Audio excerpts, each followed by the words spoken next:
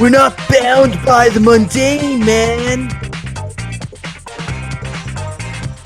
Hello, everyone, and welcome to the TTV Modcast, episode 24. Ooh, yeah, ooh, Yeah. yeah. That's pretty much all our intros is woo and yeah, we're doing it. We're doing another number fest. Preferably with as little energy as possible. Then there's that whole name thing that we do. Why do we do it? We've done it so many times, but it's to tell people that are watching the modcast for the first time. So, I'm Waj. I'm Slime. I'm John Smith. And I'm Lego Master. So what is today's topic, Waj? What are we gonna talk about? Whatever we want, Slime. Whatever we want. We've done this whole defined topic, and it was mostly because we took the inspiration from TTV Talks, which is now Rip and Rip. So we are effectively the only TTV Talks type thing around, I guess, because we got that acronym, man.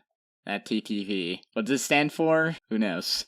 It stands for VVV. Yeah? VVV. There's a game called VVVVV, like that. The sequence of V's. Oh yeah, the VVVVVVV. I've never played it, but it looks cool. I think in VVV, you have, like, gravity manipulation powers, if I recall correctly. It looks super cool. It kind of reminds me of a couple of other similar platforming games. Have you guys ever heard of Gravity Guy? What is Gravity Guy? I guess it's a combination between like a platformer like this and what would you call it? A running game? What do you define those types of, now it's especially mobile games, where the screen is constantly moving and you're just running in a single direction? What do you call those? I think those are just called runners. Like, that is the actual genre of that type of game, I think. It's just runner. Yeah, there's a mobile game called Jetpack Joyride. It's a runner game, and there's a bunch of power-ups that you can get, and one of them is the exact same character in Gravity Guy. It's like an ability that lets you manipulate gravity. Okay.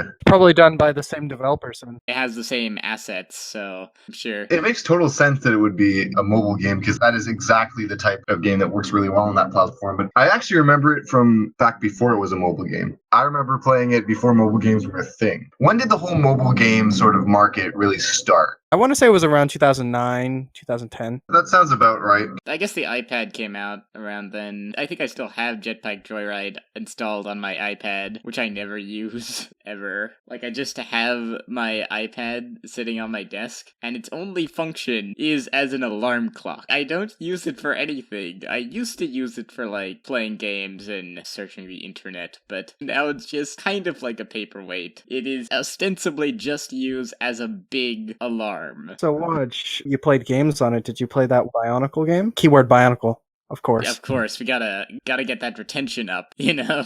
Yeah, I had played the Mask of Creation. I did not install Mask of Control. Did the Mask of Control ever come out for anything other than Android? Maybe? I never heard anything about it other than it was on Android, and then that was it. I lost all interest in trying to find out if it was even available, because the thing about it is that I installed it, messed around with it for like a few minutes, and then I was done. I was like, I've seen the extent of this game. Nothing seems to really be interesting or engaging about it. That's the thing with Mask of Control. Or not Mask of Control, Mask Creation. Mask of Control looked really intriguing from the screenshots that I saw of it, because it was more like a traditional fighting game, like Tekken or Street Fighter, or like Latorian Arena, I guess, is what it most harkens back to. But I have no idea if it is available for the iOS devices, because I'm just not interested. Seems like it has a decent enough art style. Like, TTV covered it at one point, right? Probably. Briefly, if I remember right. It has a very similar art style to Journey to 1, at least as far as the 3D models go. So much so that I think the models for Journey to 1 were actually made for the game. Sure about that? I don't think there's ever been any confirmation of that, but every time I look at them, I can't help but think that they look like they belong in some sort of video game. That would actually make a lot of sense. The whole thing about saving assets. We already have these 3D models for this show, so we can just import them and make a game. It's genius. Because Bionicle's budget wasn't that great. They gotta cut costs. That would be plausible, I think. A plausible theory. But why not the other way around? Because it seems to me like it's a lot easier to down-res an asset than to try to up-res it. The Mask of Control assets are designed to be not only seen on a much smaller screen, but I imagine they display at a smaller resolution than the rendered character models in Journey to One, right? Yeah, so it would be easier for it to be designed for Journey to One and then moved into the game, just because it's easier to make something have less resolution than it is to make something have more resolution. It's like if you take a JPEG, if you try to make a small JPEG larger, it's just not going to get any more clear. But if you take a large JPEG and make it smaller, then it's going to retain a lot of those pixels. Yeah, maybe they are the same model. I don't know if I've never played Mask of Control, and I have never watched. You haven't watched Journey to One? No, there's a reason why I wasn't on that podcast. Wow, you haven't seen Journey to One? That's terrible. I know, How right? could you? I'm missing out on such an amazing experience. Okay, actually, it's probably time for me to make the big reveal, since nobody figured it out. I have never watched the second season of Journey to One. I fooled you all. Go back, watch episode 21 with that knowledge, and just hear how John reacts to things. It's amazing. Because nobody pointed that out. Nobody thought about that. We're tricky people. Tricksters, man. Don't believe everything you hear. Secret's out. Looking at these pictures, it does look like they are just down-res versions of the Journey to One models. Or if they aren't, they're extremely similar. And really, with Bionicle's budget, do you really think they went through the time to make through a different set of models? No, probably not. They look I don't know great if- as far as that game goes. Did you guys talk about the actual models from Journey to One in the coverages? We did a little bit in the first one, a little bit less in the second. Because I have to say, like, taking a really close look at the 2016 Toa in Journey to One, they really did fix so many of the problems with the sets. As far as the models themselves go, my only qualms with it was really the chin necks, as I explained in episode 3. Was that episode 3? Wow, that's a thing. But yeah, like if you look at their heads, their necks actually connect, like not where you'd think they'd be. It like comes out of their chins. That's my only real issue. They fix a lot of the issues with the sets themselves, including gappiness and armor coverages and stuff like that, which is great. And generally speaking, they look cool. I'm still torn. I think they looked too detailed to really fit well in the Journey to One universe. Wasn't that kind of part of the whole idea? Like, what was the technique that people talked about was used for Journey to One? Was it cell shading? Yeah, so the characters were cell shaded and then the backgrounds and elemental powers were 2D. It's a weird combination the way they did it. Just doesn't seem unified to me. Ironically,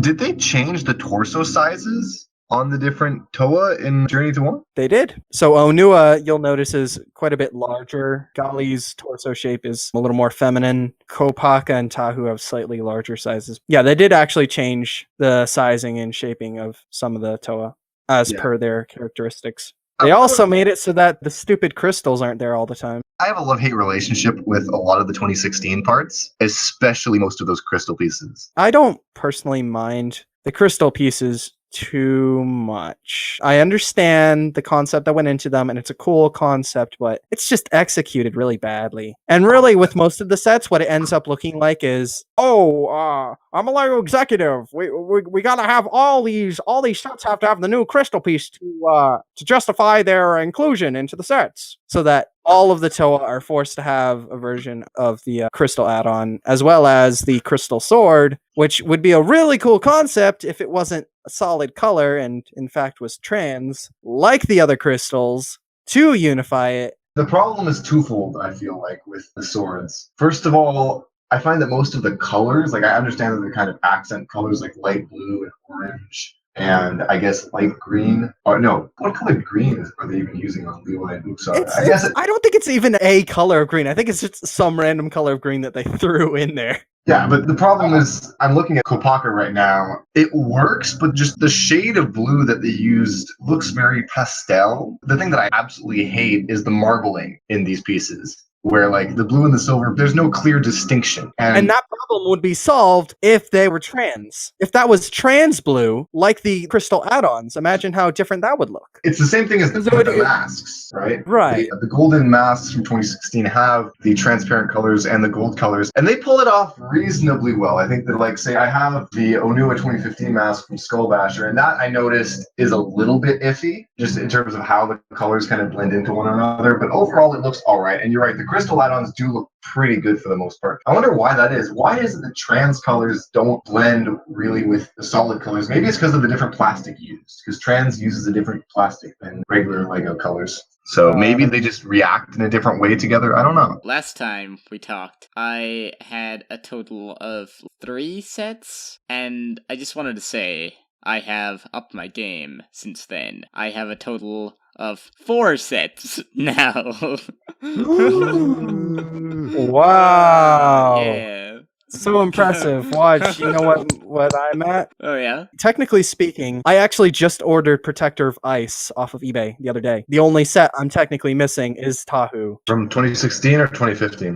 2016. And here's the thing about that. I have that Tahu that you want in a box right in front of me. And I'm gonna go to the post office and find out how shipping works. Because I've been meaning to do that. I've been putting it off. But yeah, so you're gonna be a guy that has all of Bionicle G2? All of G2.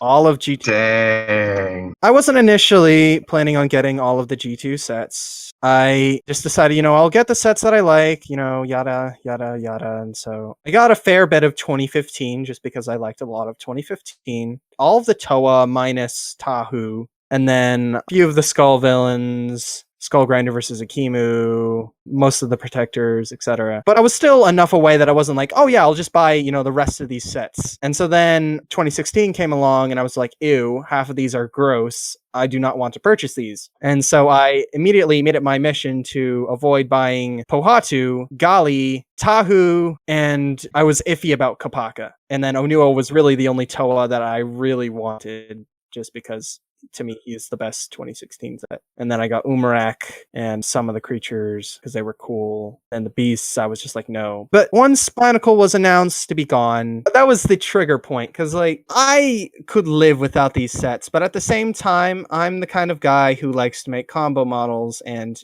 owning all of the sets allows me to make a combination of any set from G2, which is a lot of combinations. And so I figured if Constraction is going to be limited to Star Wars and maybe Nexo Knights from now on, I might as well buy what's left just for posterity's sake. And also buying them now before that huge markup, which is probably also already happening. It's definitely happening, as I discovered with Tahu, which I was like, oh yeah, there's Tahus all over the place. Because in my store, there was nothing but Tahu for the longest time. I was like, oh yeah, I'll just, check around a few different places. Someone will have a Tahu for $16 or whatever marked on clearance. I checked 7 Walmarts, 7 individual Walmarts, 6 Targets, and 1 Toys R Us. None of them had Tahu. And so then I was like, okay, well, fine, whatever. I'll just go online. You can't find a Tahu for cheaper than $30. Oh, it's really? just impossible. Yeah, if you want to get Tahu, you got to pay a hefty price now. Especially because he's one of the required sets for the Journey to One Makuta. So that right there, along with the fact that he's the leader of the group, he's the leader of the bunch. You know him well. He's finally back to kick some tail. In addition to that, he's required for a combo model that lots of people want to buy. If you want to buy Tahu, you're out of luck, which is why I was desperate. And so then I asked Waj. I was really surprised because my Mastermind Toys, when I went there, actually, it was a really sad sight. When I usually go there, they had a section, like a wall, dedicated to Bionicle. And when I went there was no Bionicle on that wall. There was none at all. And so I was like, whoa, the apocalypse, it's already taking place. And then I look to my left, and I see all of the Star Wars sets, Nexo Knights, all displayed on this other wall. And then further left, I see what is essentially like a coat hanger, and there I saw it, the last few remaining Bionicle sets, and Mixels. Mixels is something else that's been dropping like flies, because they really? have been, announced to be canceled, which they're not canceled yet. That doesn't happen until next year. But those have been dropping like flies. Maybe they always do this and I just haven't noticed. But yeah, that Bionicle story is pretty typical to my knowledge. Either stores don't have any Bionicle left, which is the vast majority, or the ones that do have few of the ones that are still on clearance. Like there might be one Mask Maker versus Skull Grinder, might be like a few Tahu 2015s, maybe an Onua 2015, maybe a Gali 2015, maybe an Ikea, some Katars, Akita occasionally. What I saw on that coat hanger was Skull Warrior. I saw like Tarak and I think the Protector of Earth. And luckily, the last Tahu that they had. Was it full price Yeah, it was $28 Canadian. with tax? Yeah, it's including the tax. It's regular price. Slime, do you want me to make you really mad? I know 2 stores in my area that are still stocking pretty much the entirety of 2016, if not the entirety of Bionicle G2. Are you kidding? For regular price? Yeah, first there's Chapters Indigo, which is a Canadian bookstore, and I want to get Tahu 2016, partly because I already got Akir, and partly because maybe one day I'll make that Lakuta model, and also because I really want those trans-orange bone pieces. But the other thing is that there's a really quirky independent toy store here in Ottawa called Play Value Toys, and they are a warehouse full of toys, and they have a huge selection of Lego. Not only do they have pretty much the entirety of Bionicle G2, they have Hero Factory Invasion from Below sets, they have Hero Factory Brain Attack sets, and they have Ben 10 sets. Wow. Do they also have Galador sets? A couple years back, their location several years back was also in a bit of a weird place in town, and essentially they weren't getting a huge amount of traffic, so stock wasn't moving very quickly. So what happened is that they had like a big kind of corner of the store devoted to Lego, and in the middle of that corner was just boxes and boxes and boxes stacked 3 feet high of older Lego sets for like 20-30% off sometimes. I remember being there, I saw Baraki. I don't know if they were on sale. I saw Baraki. I remember seeing Glatorian sets. I saw Glatorian canister sets on sale. This was like several years back. But had I had the interest in mocking that I have today, I would have totally bought some of those sets, because some of the Glatorian sets have some amazing pieces. I got a bunch of Prince of Persia sets that were on sale. Back then they were like, I think 30% off, because they also had a warehouse closing sale because they were moving, so they had to move tons of stock. So I think that went down to like 30-40% off. And so it was just a really awesome sort of tucked in a corner type of shop here in Ottawa where you can get a bunch of old Lego for relatively cheap. Now you can still find old Lego there, but just not as cheap. But I just can't get past the fact they're still stocking Humongosaur for $20. Was that the original price that they were at when they came out? Yup. Those are not $20 sets. See? No, like I have a hard time justifying even buying the Chima Ultra builds for $20. The Chima construction sets for $20 up here. Of course, we never got the second wave, unfortunately. Everyone who isn't in Europe. Yeah, everybody was in Europe. It's especially more at the time because those parts have been released more and more recently, but I'm regretting not getting more of them. I was able to acquire several at my BrickFet convention that I went to this summer, but overall, I have so many missed opportunities when it comes to construction. How about you guys? There are 2 instances that I can think of off the top of my head that I have regrets for not getting a construction set. The first is every single time that I ever saw Tahu 2016 in a store and thought, wow, that's a lot of 2016 Tahus. I'm glad I'm never going to buy that set. And here we are. And here we are with me needing that set desperately. The other instance that I can immediately think of off the top of my head is, so there's this store chain that's all throughout America, I know. International, I'm not as sure. It's called Savers or Value Village. Oh, we have Value Village, yeah. Yeah, thrift shop kind of stuff. It's called different name, but it's the same thing. Throughout different time periods, I've gotten some good things from my Savers. The first time that I ever went there, I found a Robo Rider Power, which, you know, Robo Riders haven't been around for quite some time. And this was like in 2011, 2012. Yeah. So that was pretty cool. One time I was perusing the toy section, as you do when you go through Savers, and I found this weird set that was like in a box, and it looked like an action figure, and it said Lego on it, but if I didn't have Lego on it, I wouldn't have even known that it was Lego, because like it just didn't look like Lego at all. It was like an action figure, and so I was like, wow, that is really, really weird. I didn't think anything of it. Fast forward to 2014, when I was made known of Galador's existence. Oh my god. Only for me to figure out that that was indeed a Galador set. And so I regret not getting that, just because the novelty of having a Galador set. It's like the reason why I buy the Star Wars construction sets. It's just because it's the so bad it's good. You think Star Wars construction is bad? The humanoid faces. Okay, the faces are dumb, but Yeah, like the rest is fine. Like, Grievous is a great set. The new droid set looks good. Anything that's not a human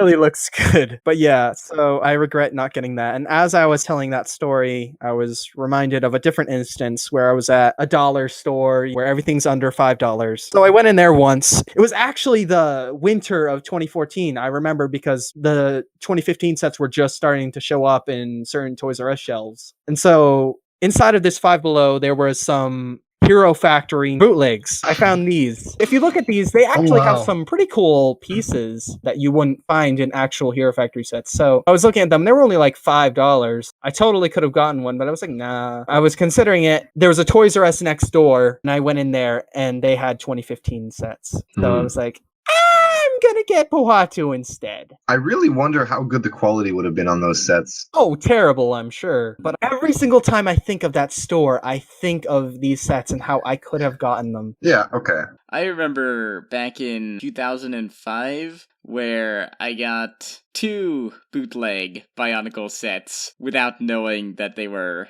actually bootleg. What? How did that happen? I was a dumb kid, and so I didn't realize that, oh, Star Soldier, that's not Bionicle. But I was like, Rip. I mean, looks close enough, right? So I got Matau Pordica and Kawanorik. Comparatively, the quality is just awful. I think when I saw them last, one of Matau's blades was kind of like bent. The quality of bootlegs, not super great.